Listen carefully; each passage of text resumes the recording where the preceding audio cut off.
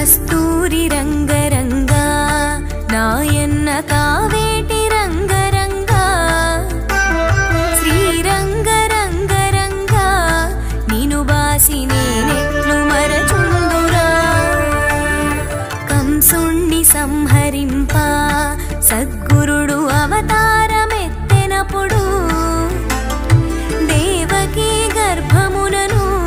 కృష్ణావతారమై జన్మించెను 7 రాత్రులు చేరిచి ఒక